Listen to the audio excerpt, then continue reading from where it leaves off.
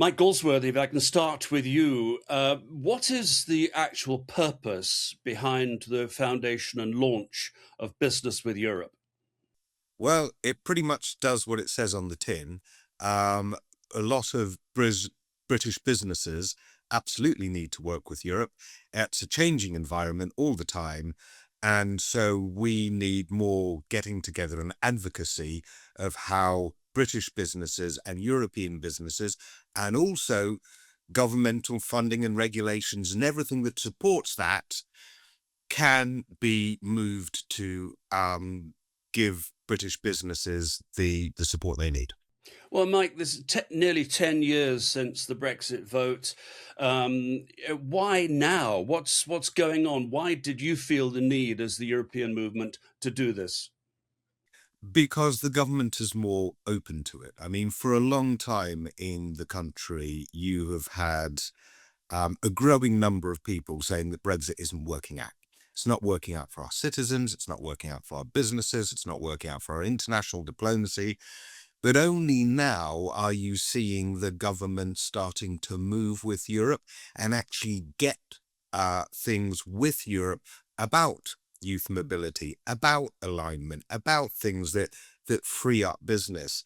But the government needs more support on that. It knows the sensible direction to go. We all know the sensible direction to go, but there's still the tabloid press which will rail here and there. And so the current government does need business voices to actually put their hands up and say, yes, more of this. This is what we need. If you want to be, for lack of a better expression, patriotic and caring about the health of British economy, manufacturing and business going forward.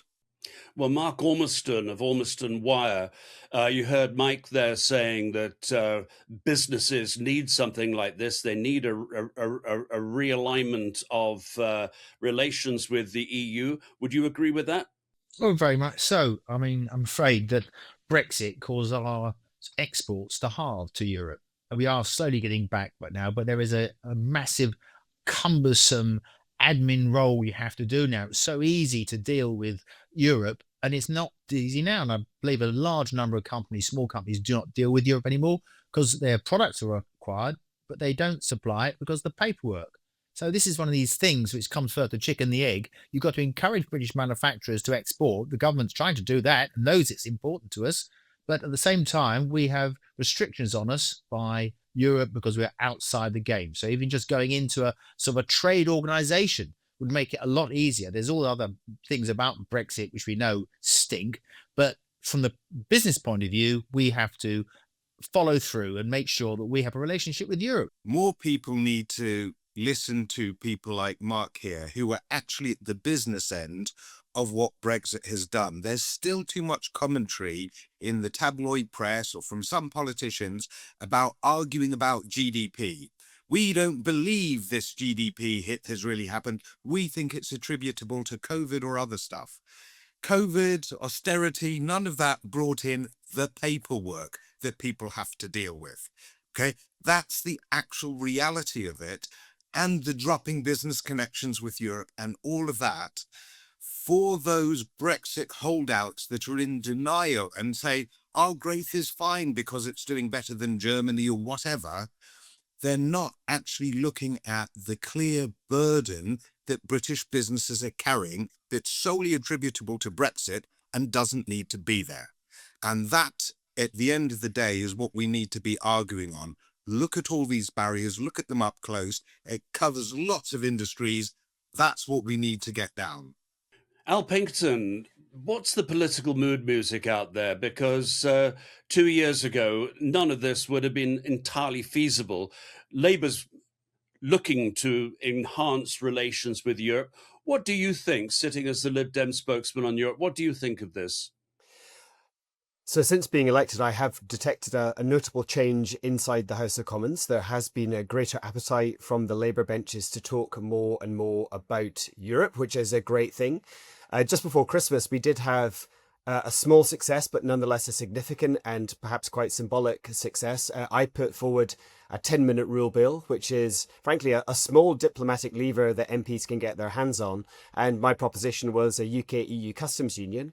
As everybody on this call will know, that's neither the start or the limit of the Lib Dems' ambitions for our relationship with Europe, but it was very purposefully calibrated because we thought maybe just about it was one of those things that we could just about get over the line if enough people voted for it, because of course it's very business focused. It's not about the broader cultural questions about our European relationship. And as you probably all know, it was a dead heat.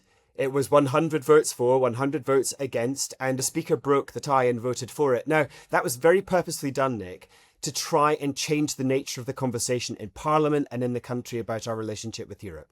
It wasn't particularly even about a customs union. It was just putting the issue of Europe back on the agenda. And you know what? It worked.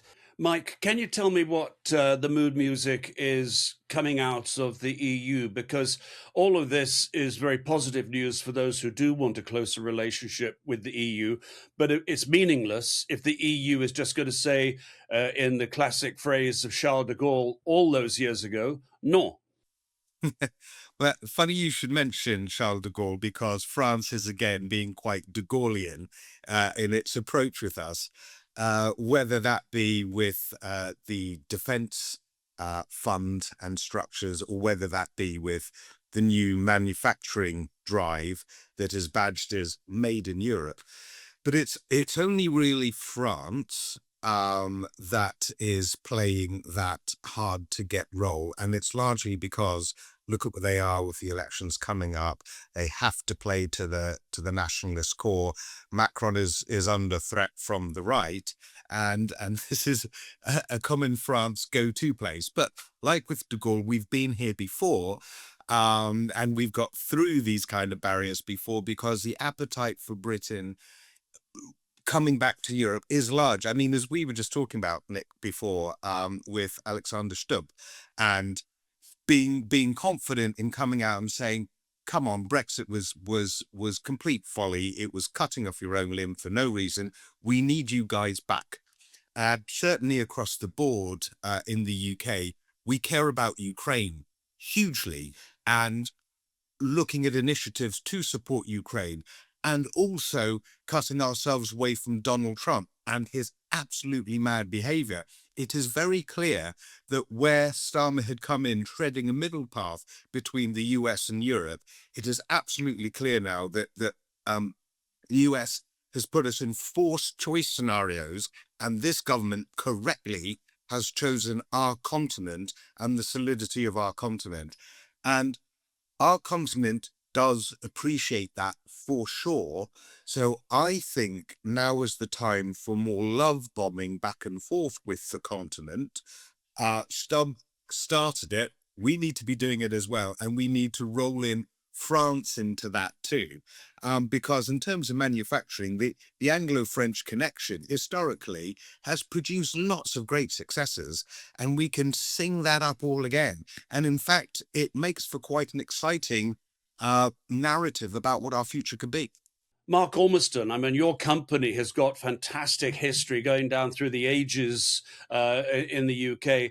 And of course, you lost a lot of skilled workers, or access to them, when Brexit happened. So I'm imagining that really what you're looking for is something like the full range of access to the European market that we had before.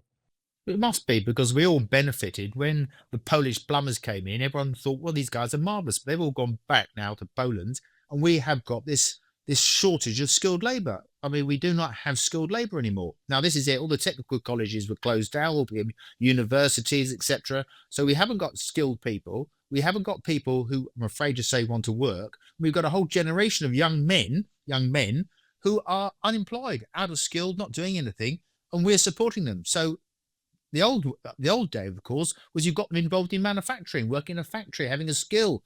Those days have gone now. But the skills that we had, certainly coming in from Europe, certainly from the Polish plumber, was excellent, because they were trained, they were hardworking, and they did their stuff. And we've lost out as a nation. We've lost out, which is, it chokes me up, as they say. And it's not just me. I mean, I obviously talk in West London to other manufacturers, and we're all sort of scratching our heads. We're importing labour, skilled labour, can you believe it, from India because we cannot find homegrown skilled labour anymore. That's the trouble. When you have a cluster of manufacturers and slowly they all close down in a particular town, you lose that pool of skilled labour. And that's the thing which everyone in my business or manufacturing, I think they'll all sing the same tune. Well, Al Pinkerton, I mean, what would you say to Mark Ormiston and other manufacturers in the country, indeed other businesses throughout the country, about the possibility of this actually working?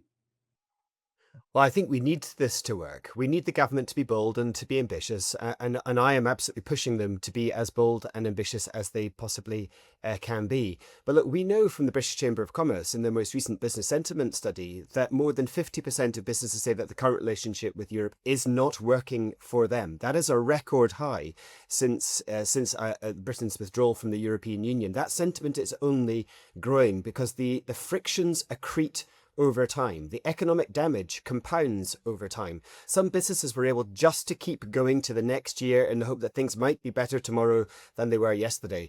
The truth is they're not getting any better. And we need an enormous dollop of economic growth to land on this country. We have had a massive hit to our GDP, somewhere in the region of between 6 and 8% by comparison to where we would have been. And it's not only businesses that feel it, it's communities up and down the country.